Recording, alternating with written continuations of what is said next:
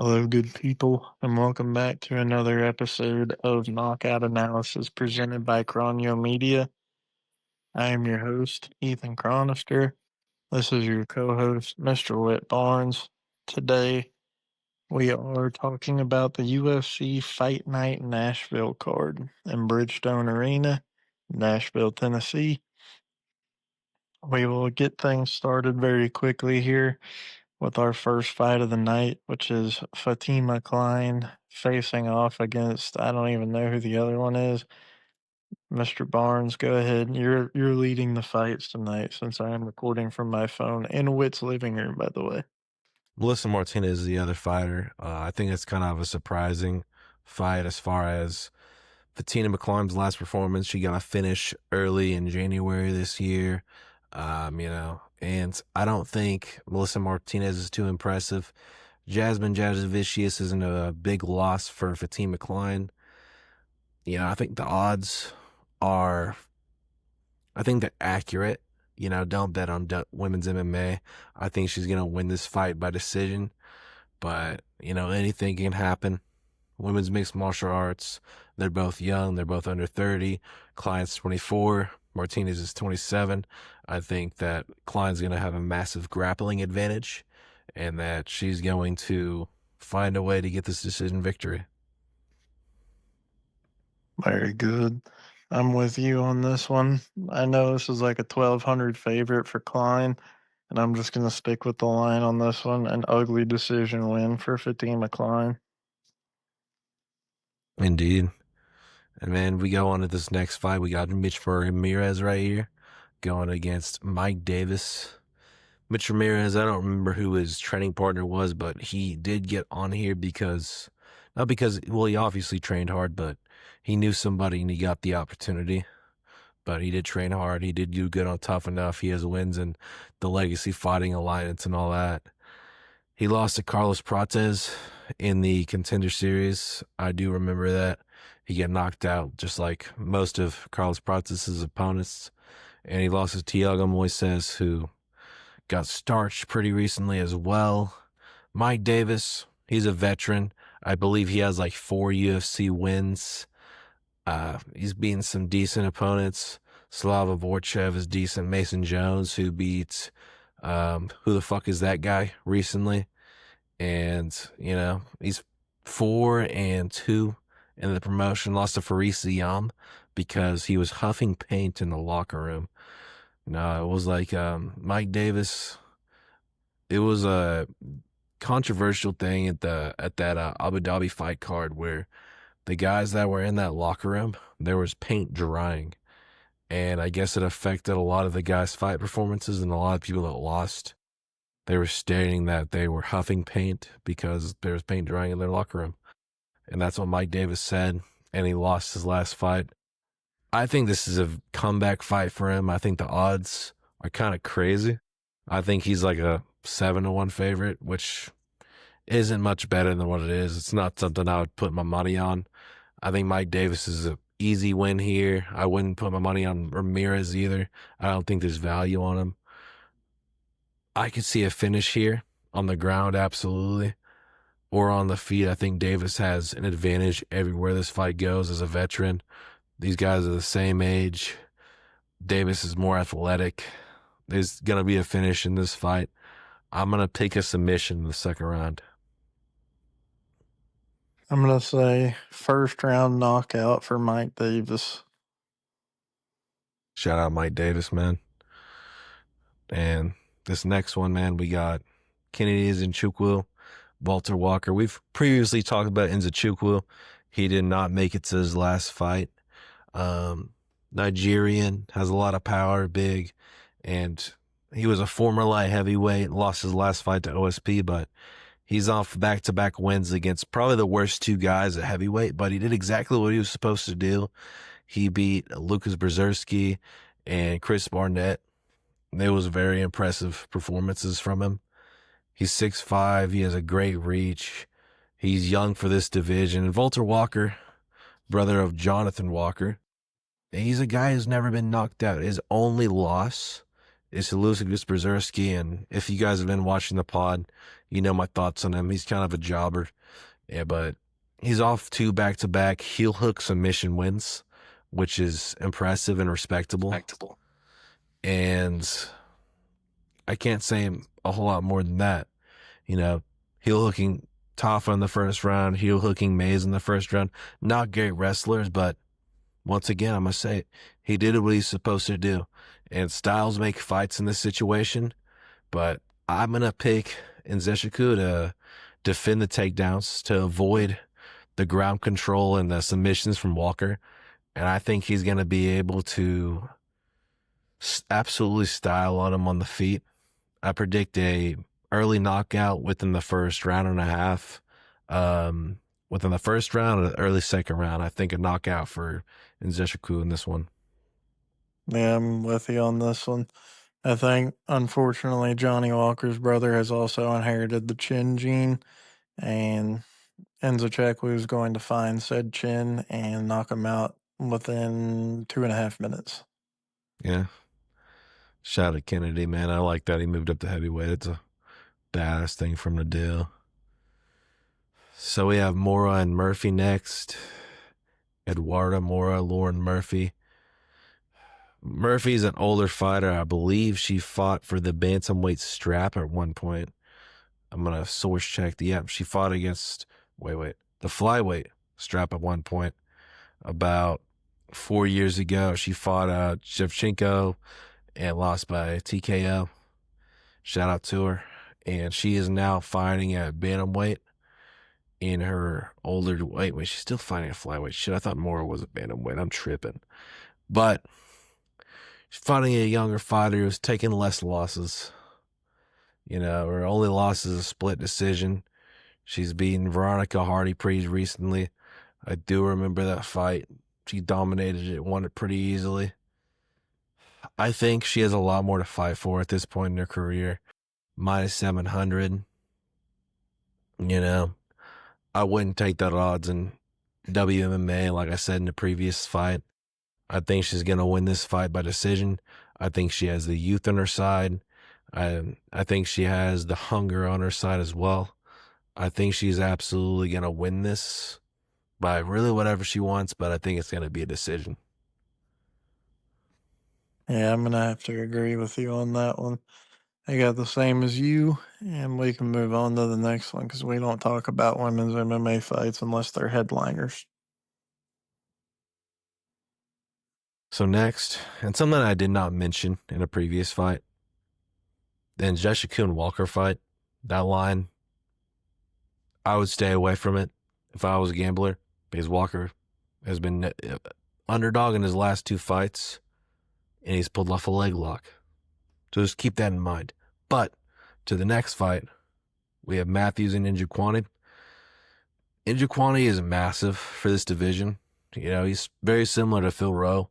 He knows how to use his length. He's better in like the later rounds. But in his last fight, which is a card me and Cron covered, Vittori and Delizzi, I did not pick him to win. I don't know about Cron, but he made it look very easy. He outstruck him. Dos Santos wasn't able to get past the length, and it was definitely his best performance so far in the Ultimate Fighting Championship. He went from a 3-loss streak to a 3-win streak. He beat 2 guys one guy that is no longer in the UFC, and Jared Gooden. Reese McKee, who recently got his first win in the Ultimate Fighting Championship. And Dos Santos is a veteran who was knocked out former champion Sean Strickland, and that was a big win for him in his career. A fight no one expected to win. He was about a 2-1 underdog in that fight. And we got Jake Matthews, who's been in the Ultimate Fighting Championship for some time now, and he's on a 2-fight win streak, not against the best competition. And I disagree with the line here, man. I think that he's an underdog for no reason. I think most of it's based off recency bias for Njokuani. You know, the only people that Matthews has lost to has been Sean Brady, Michael Morales, and Simmelsberger, which Simmelsberger is a big reason why people pick against Jake Matthews, because Simmelsberger is a jobber. He loses a lot of his fights. He gasses out. He's super chinny. And it was very surprising to a lot of people that Matthews lost that fight. But Prado, Phil Rowe,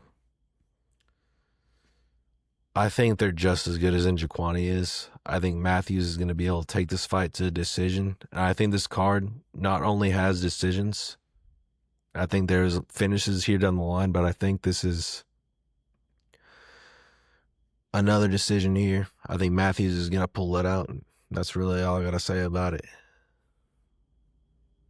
I'm going to disagree. And I think Njokwani's going to knock him out. Round 2. And some good links and whatnot.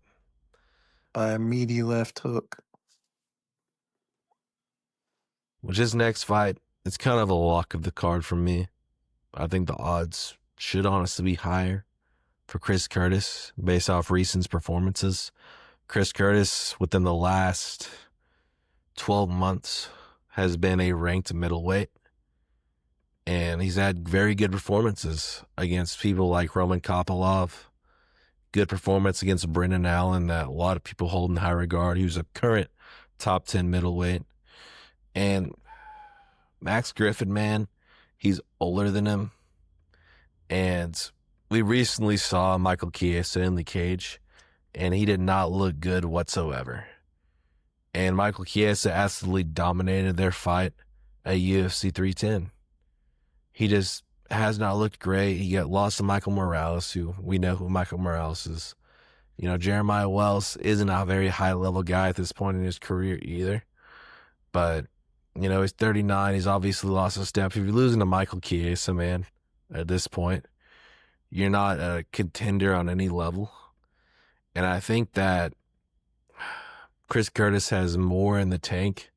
I could very well see him getting a knockout here. I think he has levels, unlike Max Griffin, who is a guy who can beat jobbers. But Chris Curtis, I think he can be more of a gatekeeper at this point in his career. I think he can land volume. I think he's a great defensive fighter. And I'm going to take Chris Curtis here I think he's going to get a late knockout here in the late second or the early third. Was Chris Curtis the one that got knocked down in his training camp by a fighter or one of his sparring partners from a flying knee? I am unaware if that is such. I think he was, and for that reason and that reason alone, I'm picking Max Griffin, because if you can't beat your sparring partners, you're not beating another pro fighter. So, sorry about your luck, bud. We're on to the next one. A big if true, man. I don't know. And as far as the next one goes, man, I've been waiting for this fight for a minute. You know, Tuco Tokkos, Junkor Tafa, the jobber fight of all jobber fights.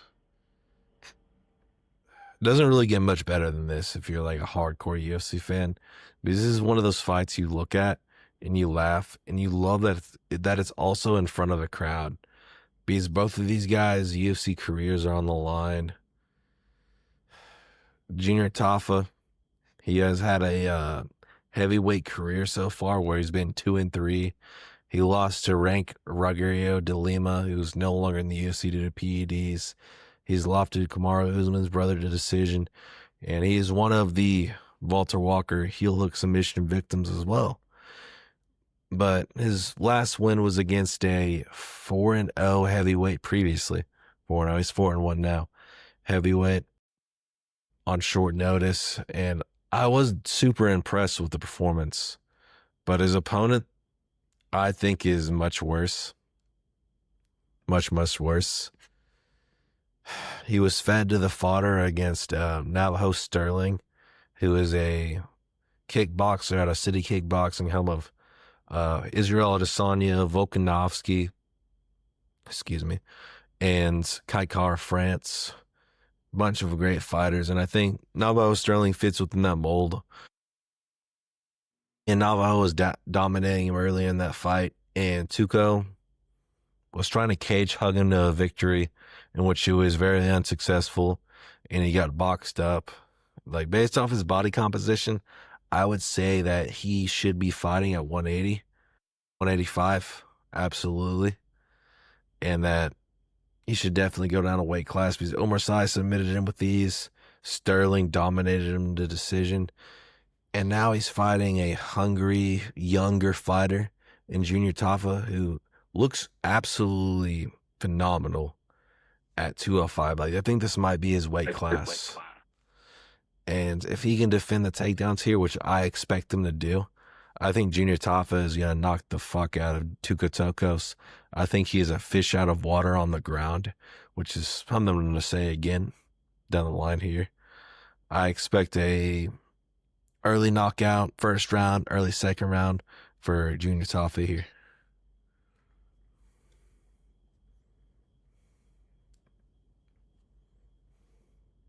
Kai Kara France mentioned Shout out to him. that stupid shit that he does. Yeah, I'm with you. Tuco Tokkos, absolute bum lord. And we're going with the Junkor Tafa knockout train here. Lock it in. Inject it into my veins. Yeah, man. I mean, we got some. I think we're going to have a lot of knockouts, especially on this main card. You know, it's about to be coming up here. I think we might actually be on it. This is like the, what, 6, 5, 4, 3, 2. Yeah, we're definitely in the main card at this point. Next, we have the heavyweight fight. One of these heavyweight fights are going to be a knockout. And a fun fact for the people that are watching still. There's not been a heavyweight finish since the Ryan Spann Waldo Cortez Acosta fight, which was around March. It was like our second episode. There's either a first or second. Yeah. That was the last finish, and it was our first or second episode. And there hasn't been one since. And I predicted one on the last card. I guaranteed it. I'm going to do it again because we have so many heavyweight fights on this one. I think there's going to be one in this one. Unless Vitor Petrino is literally the floor dropper that he has been his whole entire career. Because Vitor Petrino, he got subbed by Anthony Smith. And when Cron and I started first predicting cards, which I believe was the Covington Buckley card in Tampa, I think that was the first card we did, I predicted him to lose to Justin Jacoby by knockout. It's one of my better predictions because Vitor Petrino is a choker. And I think Justin Jacoby is a competent fighter that is good enough to be ranked at light heavyweight. Our first card was Vettori. Well, he was the main event. Before that, though, we were sending stuff. We were sending predictions. Oh, yeah, we were sending yeah. But like actually doing the podcast and predicting, it was Vettori. But yes, we've been doing that for a lot longer. It's kind of what led us to the pod. Bless it. Shout out Martin Vettori, man. He's fighting next week. We'll see. What will we predict for that fight? Tune in for that one. But not a finish. So for this one, I think there's going to be a finish. Austin Lane, his only win has been against Rebels Despain, who is a Karate Combat fan favorite, who doesn't know anything, the first thing about grappling or being able to get off the ground. In Austin Lane, he is a wrestler, former basketball player in high school, and he is a former Jacksonville Jaguar and Chicago Bear as well. You know, he knows a little bit enough about grappling. He is not super high level in that department, though. He has been knocked out in all 3 of his UFC losses very early within the first round and a half. And I just don't see it happening any other way in this fight either. I think Vitor Petrino is good. I think he's better than Austin Lane. Justin Jacoby is a glory kickboxer. He is very intelligent in that aspect of fighting. But this isn't one I'd bet on, though, because Vitor Petrino was like a 4 or 5-1 favorite, or I think probably a 3-1 favorite in his last fight, and he lost both of them. but I don't see this being one that he loses, though. I think he's going to get a knockout in the first round and a half. Early first, early second. As long as he can defend Austin Lane's takedown, Austin Lane isn't going to be able to have the boxing defense to go deep into this fight or wrestle in it. On top of that, I think Vitor Petrino has decent takedown defense as well. I think it's improved from the Anthony Smith fight. So I'm going to stick with it. I'm going to stand on business. I'm going to take an early knockout for Vitor Petrino. I'm going against it. Switch it up. Give me the Chicago Bears Jacksonville Jaguar to win by first round knockout. And somebody's got to avenge the legacy of who's the Dan Dallas Cowboy, bro? Greg Hardy. Yeah, somebody's got to do that, man.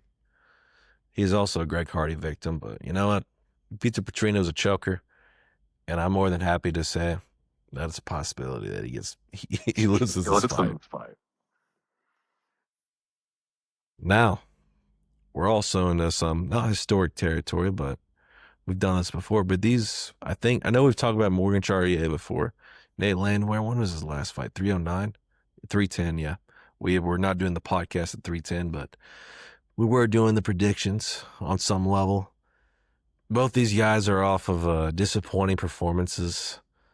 Actually, I can't even say like which fight is more disappointing for both guys. Nate Landwehr looked terrible in his last fight. Morgan Charrier also got dominated and looked terrible in his last fight. Both these guys have losses, but what I do know is both of these guys have power in their hands, and they have an opportunity to make this a very entertaining fight. You know, we got the Tafa fight, we got the Petrino Lane fight, and then we got this fight. You know, we're putting together it's a potentially entertaining performance chain of fights right here. And the line on this, man, considering both these guys are favorites, and both these guys were disappointments in their last fight. Why is Morgan Charrier almost a 3-1 favorite, minus 280, according to ESPN? That's something that beats the absolute bricks off me right there. Because, yeah, he may be big on YouTube. He may be a big name in France. But what has he done in the UFC? What, he knocked out Gabriel Miranda and Mikolo Zucchini, however the fuck you pronounce his name. I'm just not super impressed. You know, I get it. He's 8 years younger than Nate Landwehr, but he hasn't been impressive. Nate Landwehr has he's beat a Jamal Emmers. You know, he's been in there with a Dan Ige. He's been in there with a Doohoo Choi. I think he has a lot more experience, and he's a guy I'm going to absolutely take in this fight. I think there is going to be a finish. I think he has much more to lose as well, Nate Landwehr. I'm going to pick him for a second round, early third round finish here. TKO, KO. I'm going against again. Give me the Pirate Man himself, Charrier. I think he wins this fight by submission. Also, I just wanted to point out my eyes are wandering in here, and I've spotted the fact that you have a David Goggins book in your bookshelf. Please do not let Patty Pimblett see that. I will make sure to keep that away from Patty's good vision. Yeah, he will be asking you who's going to carry the boats. And I'll say it's damn sure not me, because fuck that. But what we got next on this beautiful Nashville ballot? Shout out Britton Yoder, by the way, for this Nashville ballot. Shout out Britton Yoder, man. That's our boy. Hit our GoFundMe, man. We'll send him to this I'm fucking around, but we'll send him to this card with our GoFundMe. But Calvin Kattar and Steven Garcia has all the opportunity, maybe not for the fight of the night. I could see this fight not lasting long enough for a fight of the night. If it does, if this fight goes to the second round, it's going to be fight of the night. You know, this is going to be an absolute war for however long it lasts. Garcia is going to march forward. You know, he's been this knockout artist. He has a long knockout streak. He has 5 in a row, which might just be a UFC like current record for streaks. Obviously not all time. There's somebody else that's done it. I don't know who it is. But he's knocked out a bunch of guys right now. But this is a step up in competition against a ranked opponent in the Boston finisher, Calvin Kattar. Calvin Kattar, you know, his last performance that Cron and I have talked about. Yusuf Zalal, very good on the ground. He's looking to wrestle. He's looking to grapple very consistently. He won the first 2 rounds, but then Kattar finally was able to close the distance and pressure him in that last fight. And it was he had the ability to handle that quite simply. And Yusuf Zalal was like a, 5-1 favorite? He's also had to face a guy like an Aljamain Sterling. He's had to fight guys like Arnold Allen, Josh Emmett. All these guys are like contenders. They're top 10 level guys. Yusuf Zalal, I think, is, you know, styles make fights, but I think he could very well win his next fight with his youth, his cardio, and his grappling. Steven Garcia, I have questions on whether or not he can go deep into a fight. Because his only decision in the UFC to Luis Pena, he lost. And Luis Pena is not anything special whatsoever. You know, Machate knocked him out very early. Another fighter that's not super high level. You know, Garcia's just knocked out a bunch of guys like Chase Hooper, the Gooner, very good fighter. Sungwoo Choi, kickboxer, no longer in the UFC. Shout out to him though. Kyle Nelson, Canadian, decent fighter. But these aren't guys that I'm like pounding the table for. And it just makes me really question whether or not he can beat a guy like Calvin Kattar. But Calvin Kattar, he's also older. He's old in 5 years. He took the most damage I have ever seen against Max Blessed Holloway in 2021. And since 2021, Calvin Kattar is 1-4, you know. But they're also against high-level opponents, as previously mentioned. So I think the odds are fair. A lot of people are going to go with Garcia because he's younger and he has a lot of hype behind his name.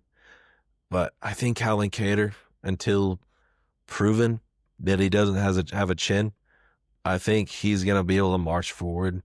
And I think he's going to have the experience advantage against dangerous fighters. And I think he is going to get the knockout here in the second round.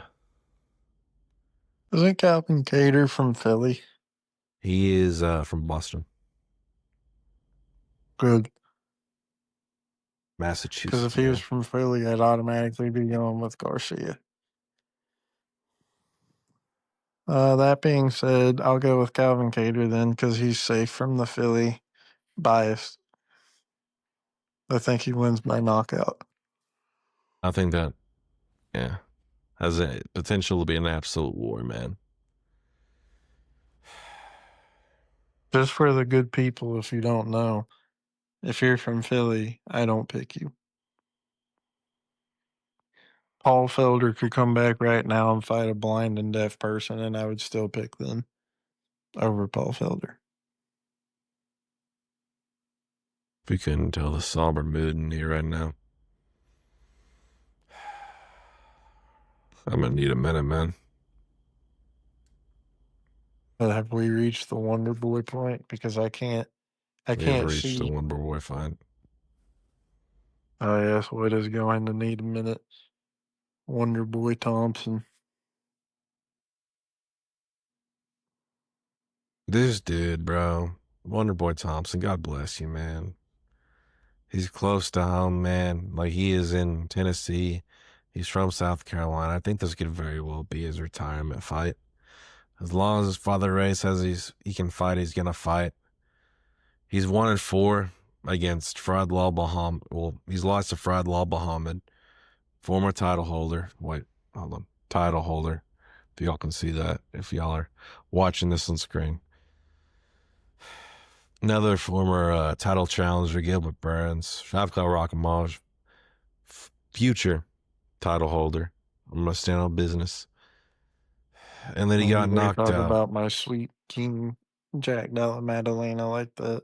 And shout out Jack down Atlanta, man. I hope he's getting his dick sucked from the back tonight. But Joaquin Buckley, shout out to him. It was a fight. I think Joaquin Buckley was losing before he landed a fucking overhand on Stephen Thompson against the cage. I, I remember watching that shit too. Dude, But he just threw a shot in the dark and it landed, and he said, "I bet." I remember I was at Coda and I were still living together, and I fell to my fucking knees in the living room, and I fucking reached my hand up to the sky and I said, "Not Wonder Boy, anybody want but Wonder Boy." I was screaming that shit to the fucking ceiling, dude. And that's what pisses me off, bro, is he's fighting against another demon, bro. Gabriel Bonfim's so good, bro. He's so good at fighting. He absolutely dominated Ange Lusa.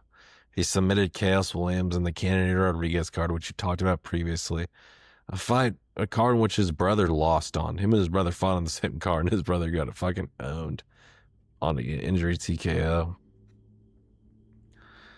If somehow, some way, 42-year-old Stephen Thompson can keep this on the ground for more than 5 minutes, he's absolutely going to win.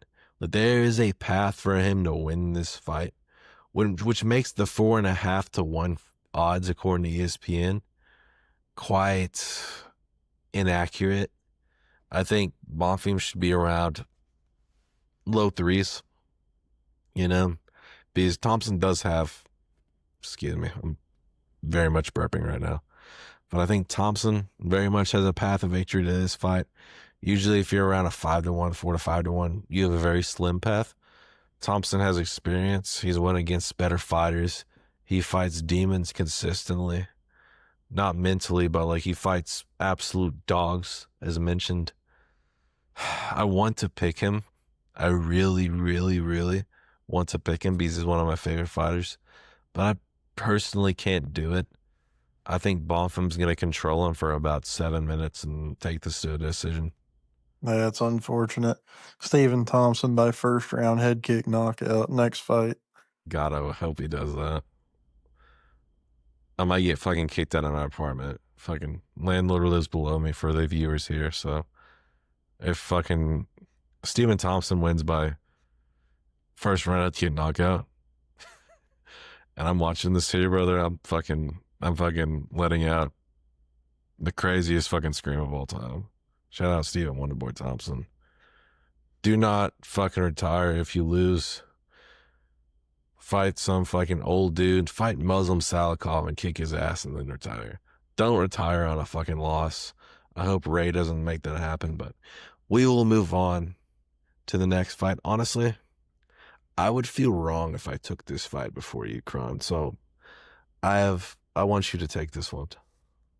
Have we reached the pinnacle? We have reached the pinnacle, sir. Oh, yes. Taliesin Teixeira versus Derek the Black Beast Lewis. We have the UFC's all-time leader in knockouts, and Derek Lewis, facing off against the up-and-coming phenom Taliesin Teixeira, standing at a menacing 6'8", as Derek Lewis stands at a not measly but measly to Teixeira 6'3". Surprisingly, there's not much of a reach disadvantage for Derek Lewis. I think it's about 3 inches. And in the leg reach and wingspan, it's not that far off either. I mean, Teixeira is a brick shit house, man. He's fucking huge. It's hard to bet against him, but then he runs into a guy like Derek Lewis, and you're like, we've seen it all with Derek Lewis. He's fought everyone that there is to fight. He's made it clear that he doesn't have any interest in fighting for a title anymore. He simply just wants to fight taxi drivers, I believe is the word that he used. He can make plenty of money still doing that. Again, previously mentioned, he is the UFC's all-time leader in knockouts. Me personally, I think the path to victory for Derek Lewis here is to just simply be Derek Lewis and don't try to fight outside of how he normally does. We all know Derek Lewis, if he gets put on the ground, he does just stand up. That's his thing. He just stands up. Teixeira, again, brick shit house, hands of thunder. But Derek Lewis, man, he's got the bus driver uppercuts. Ask Curtis Blades. He's got flying knees. Ask my balls is hot guy. He got the he's got just brutal raw boxing power. And I think Derek Lewis is gonna humble him and take that O off at the end of his record. And I think Derek Lewis wins this fight by first round knockout. Not even TKO. He's gonna knock him smooth out. I mean, man, a lot of people, a lot of like videos and like other predictors that I've seen have been picking Teixeira because the age, the reach, and all this stuff. It's like, I want everybody to sit here and consider you're taking Teixeira at minus 270, close to 3-1 favorite, against a guy that has very, very high level knockout power. And if you go back and watch, which because Teixeira's first fight against Tafa, you don't see anything there. There's no film. I'm a huge Teixeira guy. I love him. I think he's I think he's gonna be top 10 in this division for quite some time. But I don't understand why they're giving him this fight this early. I think they should have given him like a Mick Parkin. You know, because Here's another thing. I've seen a bunch of people talking about he's 6'8", that just automatically gives him the win. People forget, man, about Stefan Struve. He was a 7-foot fighter. And if we're following that logic, he would have been the greatest fighter of all time because he's the tallest fighter of all time. By no means was Struve a bad fighter, but he got knocked out a lot. It's hard to fight sometimes when you're tall because you leave so much room for people to get underneath your arms and to get inside of you, no pause, and hit you with quick bus driver uppercuts, check hooks, this, that, and the third. People don't understand being tall is not always an advantage when it comes to fighting. And yeah, I completely agree with those statements. Like, it's hard for me to pick Derek Lewis because how seriously does he take it at this point? But you also look at, because I watched this before Cron and I went to a local Whataburger. I watched Arthur Lopez and Taliesin Teixeira again because that's a fight I watched live. And I had a lot of questions about the boxing defense of Teixeira after it, you know? And I still have those same questions because I watched it back because Taliesin Teixeira is a brawler. He doesn't care if he gets hit. He's going to march forward.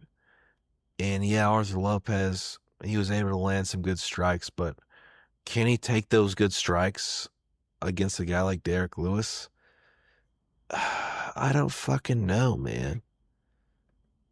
You know, if you're going to be a minus 170 favorite against Tafa and then be at minus 270 against Derek Lewis, I think that's insane.